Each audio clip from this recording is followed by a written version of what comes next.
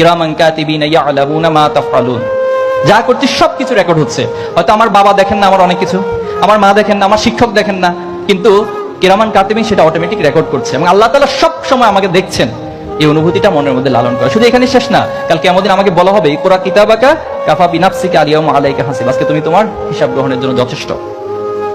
এবং যখন মানুষ হিসেবে আমরা নিজেকে ডিফেন্স করার চেষ্টা করবো, আমরা বলবো যে আল্লাহ আমি তো এটা করি নাই, এটা আমার নামে ভুল লেখা হয়েছে, তখন আল্লাহ তাআলা আরেকটা আয়াত দিয়ে সেটাকে বলবেন যে আল-ইয়াওমা নাখতিমু আলা আফওয়াহিহিম ওয়া তুকাল্লিমুনা আইদিহিম ওয়া তাশহাদু আরজুলুহুম বিমা কানু ইয়াকসিবুন। আজকে তোমার হাত সাক্ষ্য দিবে। একটু চিন্তা করো তো, কাল কিয়ামতের দিন যদি এই হাত সাক্ষ্য দেওয়া শুরু করে, এই হাত দিয়ে কখন কোথায় কি কাজ করেছি, এই পা যদি সাক্ষ্য দেওয়া শুরু করে, এই পা দিয়ে কখন কোথায় কি কাজ করেছি, তাহলে সেটা আমার জন্য কতটা ভয়ানক হয়ে যাবে।